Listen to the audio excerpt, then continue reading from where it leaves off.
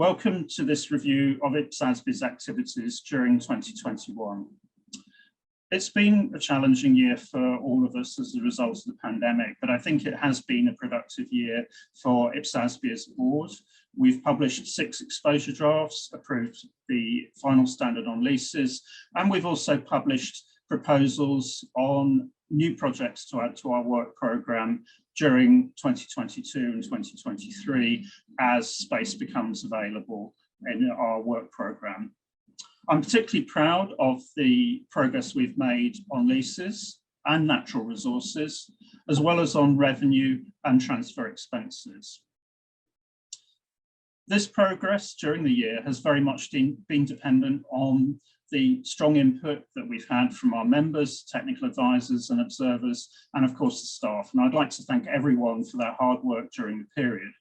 I'd particularly like to acknowledge the work across their terms as board members, Adrienne Chesty, Bernard Schatz, Mark Vermuth, and of course Mike Blake, who's my former deputy chair, as well as leading the work on leases.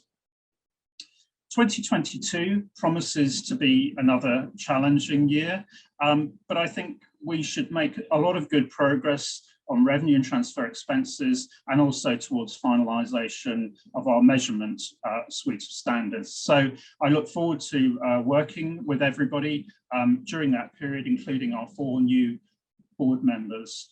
We also look forward to input from you, our stakeholders, as we issue new exposure drafts during the year, new consultation papers, and I would like to just take this opportunity to thank everyone for their hard work during the period, all the input from our stakeholders, and to wish you a good break over the festive season. Also, just to ask you to stay tuned for 2022. There'll be lots going on and we look forward to your input. Thank you, everyone. 2021 represents the midpoint in the IPSASB's current strategy. The 2019 through 2023 strategy and work program, when it was released in 2019, committed the IPSASB to holding a mid-period work program consultation. This mid-period consultation was designed to focus on those projects that should be added and prioritized and ultimately added to the IPSASB's work program when resources became available. In July of 2021, the IPSASB released its mid-period work program consultation, and in that, those proposals were 6 projects that were prioritized. Recently, in early December, these responses were returned to the IPSASB, and early indications indicate that the proposals and the projects prioritized were strongly supported. The IPSASB expects to finalize this prioritization in March of 2022 so that when resources become available, there's a pipeline of projects ready to go.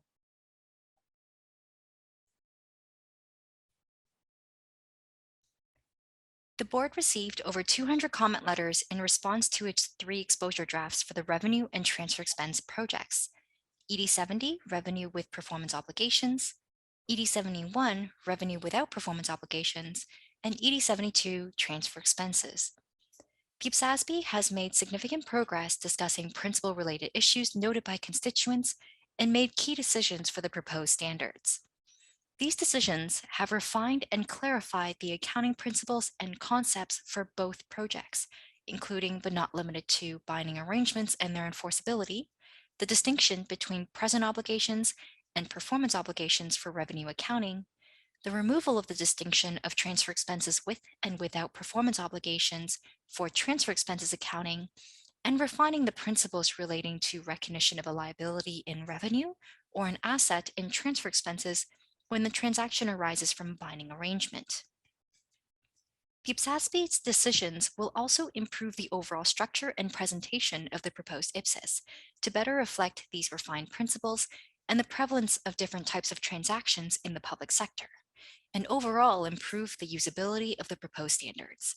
Significant changes include presenting all of the revenue guidance in a single IPSAS, requiring an entity to first identify whether the transaction arises from a binding arrangement, and overall more clearly outlining the accounting principles in the respective accounting models. The IPSASB is looking forward to continuing its progress on both projects towards final approvals in 2022. A lot of progress has been made on the Natural Resources Project in 2021. The IPSASB has preliminarily agreed on a general description of natural resources.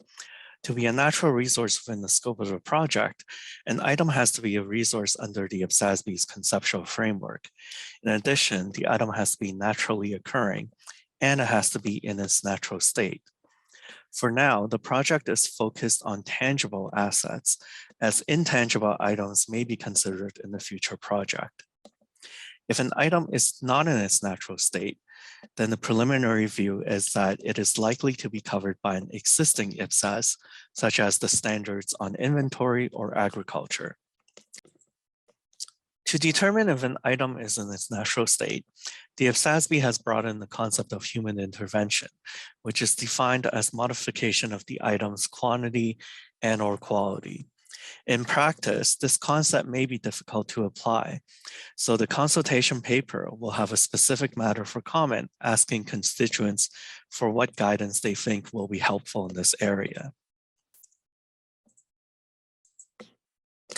Finally, the IPSASB has agreed on a number of preliminary views, including views on recognition and measurement of natural resources, disclosures on natural resources in the general purpose financial statements, and also the presentation of information relating to natural resources in the broader general purpose financial reports. These preliminary views, including the board's thinking which led to their positions, will be included in the consultation paper, which is expected to be published in the first half of 2022.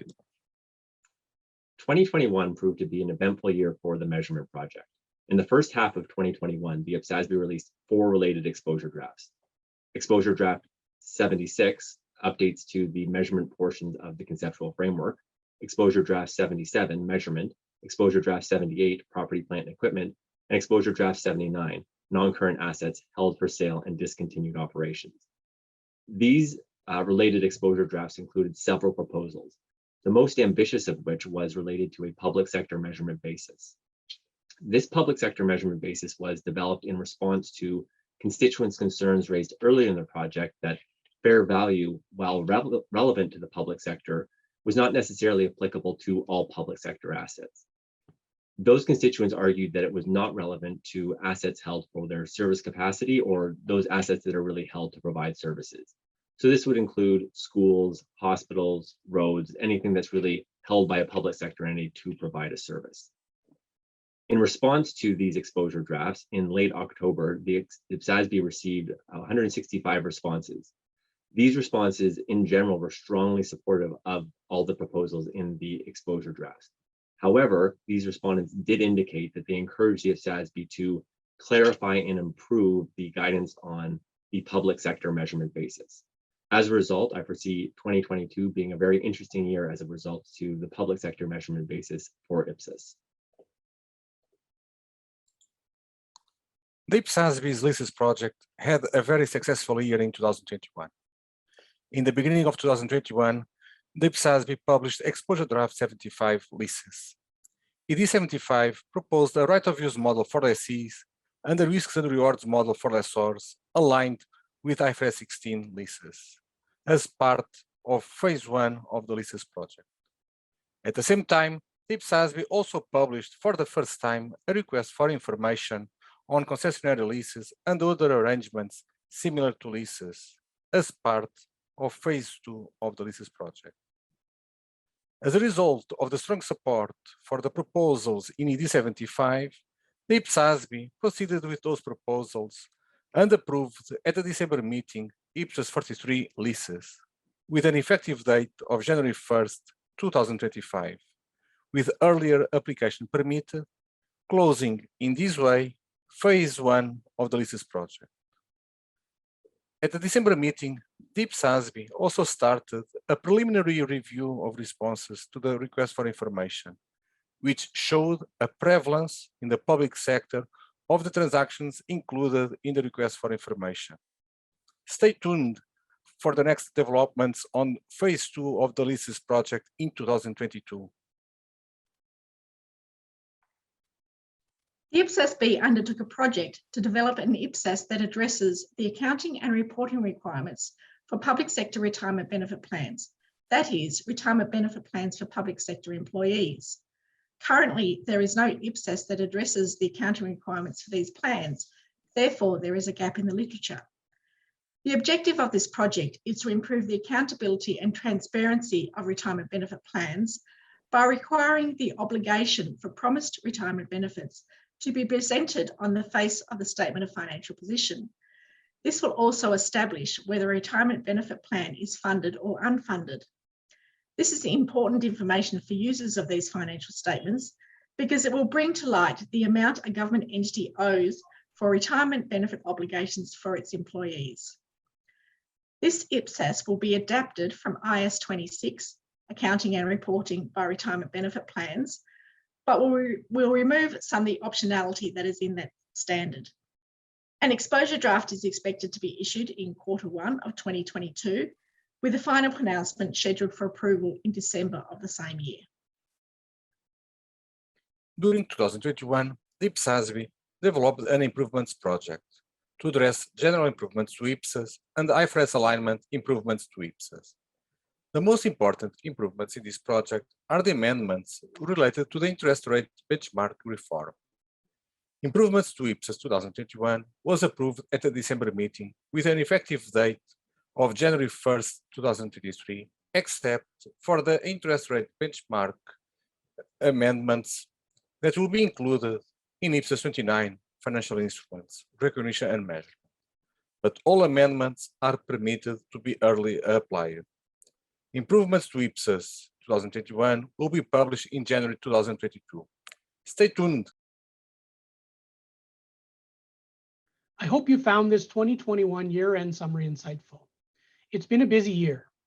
We've made substantial progress developing projects on our work program and working with other organizations to raise awareness of IPSAS and the benefits of accrual adoption. Despite the ongoing impact of the pandemic, the IPSASB and staff remain committed to the delivery of our strategy and work program. And I'm happy to say that 2021 has been a productive and successful year. I'm grateful for the volunteers that make our work possible. Thank you for your continued dedication and support of IPSASB's work. We couldn't do it without you. Also, a sincere thank you to our constituents for your continued engagement. Lastly, but certainly not least, thank you to IPSASB staff for your hard work and dedication in developing public sector accounting standards. I hope 2021 ends on a positive note for everyone. Best wishes for 2022, wishing you and yours a happy and healthy year ahead. I look forward to continue to work together to develop accounting standards next year. Thank you and happy holidays.